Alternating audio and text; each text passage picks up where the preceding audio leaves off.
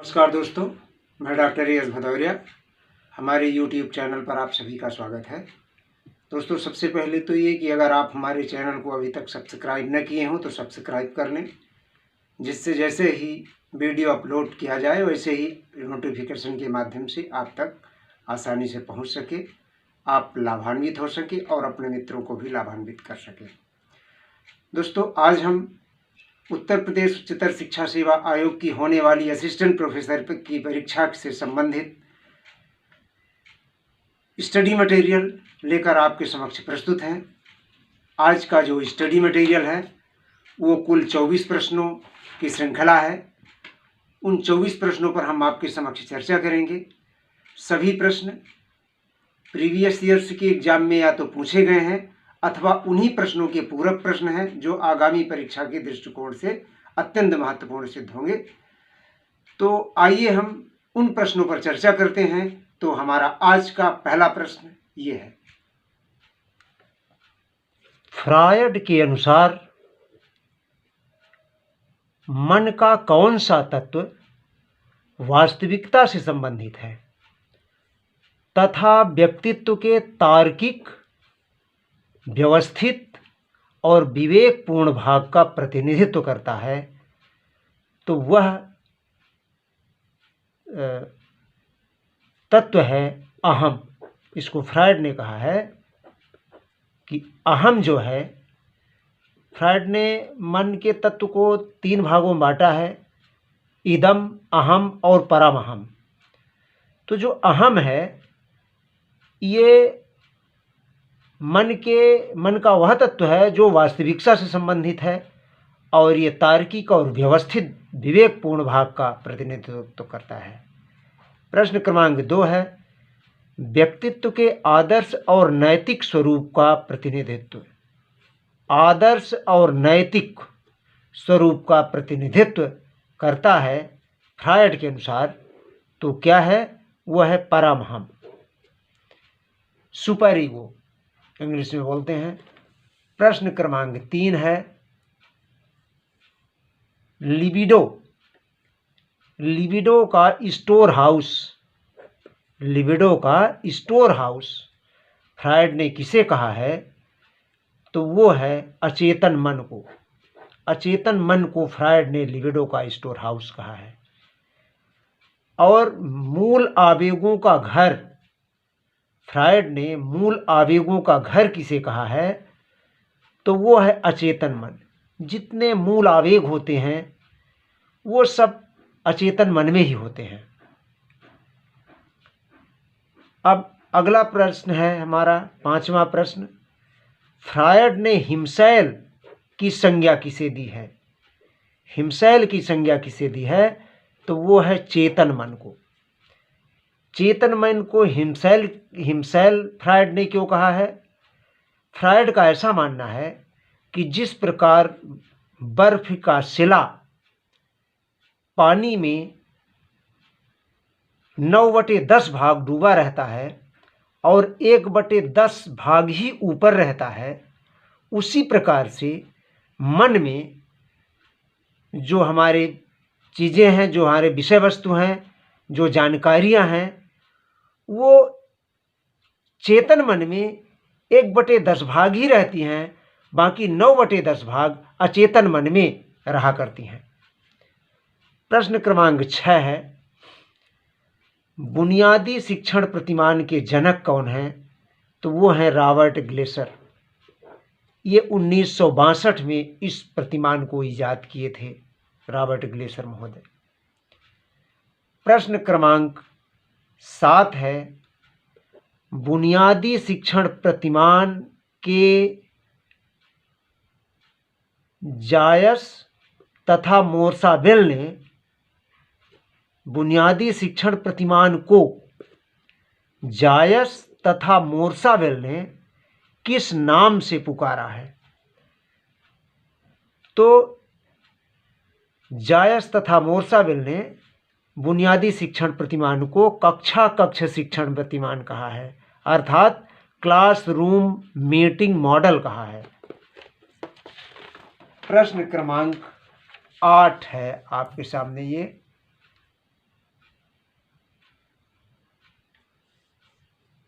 प्रश्न क्रमांक 8 है, बुनियादी शिक्षण प्रतिमान के अनुसार शिक्षण प्रक्रिया कितने वर्गों में विभाजित है? शिक्षण प्रक्रिया, बुनियादी शिक्षण प्रतिमान के अनुसार शिक्षण प्रक्रिया जो होती है वो 4 वर्गों में विभाजित है, 4 वर्गों में विभाजित किया गया है रॉबर्ट ग्लेसर ने इस पूरी शिक्षण प्रक्रिया को। प्रश्न क्रमांक 9 है, रॉबर्ट ग्लेसर के बुनियादी शिक्षण प्रतिमान के 4 अवयव कौन हैं? 4 अवयव यानी बुनियादी शिक्षण प्रतिमान के 4 अवयव। थोड़ा सा हम और ऊपर चलते हैं। ग्लेसर के बुनियादी प्रतिमान के कुल अवयव भी हम इसको कह सकते हैं, वो हैं 4। तो अब हम यहाँ पे आते हैं प्रश्न क्रमांक 9 पर। ग्लेसर के बुनियादी शिक्षण प्रतिमान के 4 अवयव कौन हैं? तो 4 अवयव हैं ये। अनुदेशनात्मक उद्देश्य, इसमें शिक्षक जो बच्चों को सूचना देने जा रहा है, जो ज्ञान देने जा रहा है, उसका उद्देश्य क्या है, वो उसे कहा गया है, रॉबर्ट ग्लेसर ने कहा है अनुदेशनात्मक उद्देश्य। दूसरा है प्रारंभिक व्यवहार, बच्चे कौन सा व्यवहार करते हैं, कैसा व्यवहार करते हैं उस जानकारी के प्रति, क्या व्यवहार करेंगे। अब फिर तीसरा है अनुदेशन प्रक्रिया, सूचना देने की पूरी प्रोसेस वहाँ पर की जाती है, ज्ञान देने की पूरी प्रोसेस की जाती है। और अंत में मूल्यांकन किया जाता है, निष्पादन मूल्यांकन। तो ये 4 प्रक्रिया है ग्लेसर के बुनियादी शिक्षण प्रतिमान के, ये 4 अवयव हैं। अब प्रश्न क्रमांक हमारा है 10। कोल COL का पूरा रूप है, तो इसको कहा गया है Commonwealth of learning, Commonwealth of learning. और कॉमनवेल्थ ऑफ लर्निंग का मुख्यालय कहाँ है अगर पूछा जाए, तो कॉमनवेल्थ ऑफ लर्निंग का मुख्यालय मेट्रो वैंकूवर कनाडा में है। ये स्थापना वर्ष इसका 1988 है। 1988 में कॉमनवेल्थ ऑफ लर्निंग की स्थापना की गई थी और इसमें लगभग 53 देश हैं और वो सभी देश कॉमनवेल्थ जो राष्ट्र हैं, राष्ट्रमंडल देश हैं, उसके सभी सदस्य हैं। तो अब हमारा अगला प्रश्न है 12वां प्रश्न, अनुदेशनात्मक प्रारूप के मुख्य उपागम।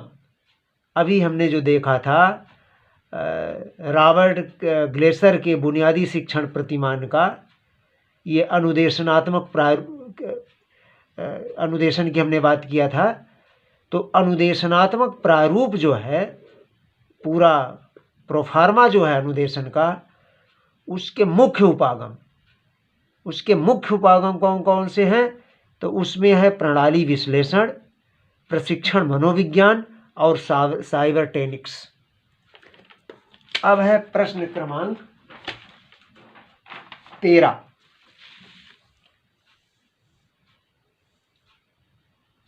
प्रश्न क्रमांक 13 है संभाव्यता प्रतिदर्श, प्रोबेबिलिटी सैंपल। तो प्रोबेबिलिटी सैंपल कौन कौन सा है, संभाव्यता प्रतिदर्श में कौन कौन से सैंपलिंग के कौन कौन से तरीके हैं जो संभाव्यता प्रतिदर्श में आते हैं। तो पहला है सरल अनियत प्रतिदर्श, मतलब सिंपल रैंडम सैंपलिंग, जिसको रैंडमली चुना जाता है। वो है संभाव्य, माने कि जिसकी संभावना एक निश्चित संभावना होती है कि यही आएगा, इसी का चुनाव किया जाएगा। दूसरा है वर्गबद्ध अनियत प्रतिदर्श, इसमें भी एक स्ट्रेटा बनाया जाता है, वर्ग बनाए जाते हैं और उन वर्गों का चुनाव रैंडम सैंपलिंग के माध्यम यादृच्छिक रूप से चुना जाता है। इसी प्रकार से समूह प्रतिदर्श है क्लस्टर सैंपलिंग में भी बड़े बड़े समूह बनाए जाते हैं और उन समूहों का चुनाव रैंडम सैंपलिंग द्वारा किया जाता है। इसीलिए इनको संभाव्यता प्रतिदर्श इन तीनों को कहा जाता है। प्रश्न क्रमांक 14 है असंभाव्यता प्रतिदर्श, नॉन प्रोबेबिलिटी सैंपल। अब नॉन प्रोबेबिलिटी सैंपल जिसमें ये संभावना नहीं होती, कोई निश्चित संभावना नहीं होती, उसको जो रिसर्चर है, जो अनुसंधान करता है, वो अपने उद्देश्य के मुताबिक वो चुनाव कर लेता है। वो है आकस्मिक प्रतिदर्श, यानी एक्सीडेंटल, जो आगे मिलता चला गया, जो हमारे न्यादर्श, जो हमारे सैंपल आगे मिलते चले गए, उनका चुनाव कर लिया। अंश प्रतिदर्श, उद्देशीय प्रतिदर्श यानी पर्पजिव सैंपलिंग, माने जो उद्देश्य है, अगर हमें उद्देश्य है कि जिनको कम दिखाई देता है उनका चुनाव करना है, तो अब इसमें रैंडम सैंपलिंग नहीं, उद्देश्यपूर्ण सैंपलिंग इसमें की जाती है। जो उस तरह का व्यक्ति मिलता है उसको हम लेते चलते हैं। अब प्रश्न क्रमांक है 15। प्रश्न क्रमांक 15 है यशपाल समिति 1992-93 के अनुसार छात्र शिक्षक अनुपात कितना है? तो वो है 3:1। 31 का रेशियो है, 30 छात्र पर 1 शिक्षक। प्रश्न क्रमांक पुनः रिपीट हो गया है, ये 16 होना चाहिए। तो प्रश्न क्रमांक 16 है एनसीएफ 2005 किसकी अध्यक्षता में तैयार हुआ है? तो ये हैं प्रोफेसर यशपाल। प्रश्न क्रमांक 17 है एनसीएफ 2005 की निर्माण समिति में कुल कितने सदस्य थे? तो निर्माण समिति जो एनसीएफ 2005 बना है उसके निर्माण समिति में कुल 38 सदस्य थे। अब है प्रश्न क्रमांक 18। प्रश्न क्रमांक 18 में है एनसीएफ 2005 में किन शिक्षण सूत्रों पर बल दिया गया है? एनसीएफ ये कहता है कि जो बच्चों को पढ़ाया जाए, जो शिक्षण विधि यूज की जाए, उसमें ज्ञात से अज्ञात की ओर बढ़ा जाए और मूर्त से अमूर्त की ओर बढ़ा जाए। जब एनसीएफ 2005 का जब हम पूरा अध्ययन करते हैं तो ये निचोड़ हमें प्राप्त होता है कि एनसीएफ इन विधियों पर बल देता है। प्रश्न क्रमांक 19 है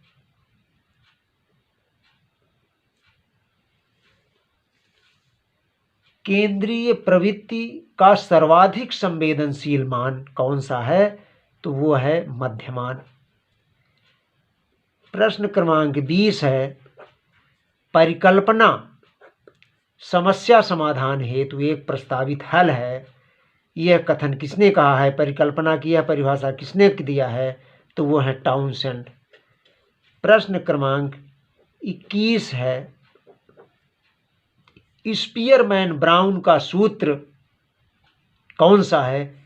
स्पीयरमैन ब्राउन का सूत्र विश्वसनीयता ज्ञात करने का। और ये कौन सी विश्वसनीयता? अर्धविच्छेद विधि इसको बोलते हैं। विश्वसनीयता ज्ञात करने की जो अर्धविच्छेद विधि है वो है स्पीयरमैन ब्राउन की। और स्पीयरमैन ब्राउन का जो सूत्र है 2r/1+r है। 2r/1+r। तर्कयुक्त, अब हम जान लेते हैं कि विश्वसनीयता ज्ञात करने की एक और विधि है तर्कयुक्त समानता विधि। तो तर्कयुक्त समानता विधि ये किसकी है? तो ये है कूडर रिचर्डसन की है। ये KR मेथड भी इसको बोलते हैं, KR20, KR21। अब प्रश्न है 22। प्रश्न नंबर 22 है। अब 22वां प्रश्न यह है कि यदि x = 60, x क्या है? किसी छात्र का, एक छात्र का मार्क्स है ये, उस ग्रुप का मीन है 50, स्टैंडर्ड डेविएशन है 10, तो z क्या होगा? ये z क्या है? ये है सिग्मा स्कोर, इसको हम बोलते हैं सिग्मा स्कोर। कभी कभी ये भी पूछ लेता है कि किस स्कोर को सिग्मा स्कोर कहा जाता है, T score, P score, Z score, C score. तो ध्यान रखिएगा, जेड स्कोर को सिग्मा स्कोर कहा जाता है। तो ये सिग्मा स्कोर कैसे फाइंड करते हैं? X minus m upon sigma. तो ये सिग्मा क्या है, एक्स क्या है, ये आपका एक छात्र का ये मार्क्स है, ये मीन है और ये स्टैंडर्ड डेविएशन है। तो एक्स की वैल्यू है 60, 50 मीन है, 10 स्टैंडर्ड डेविएशन है। तो हम फाइंड करेंगे तो 1 आएगा मान।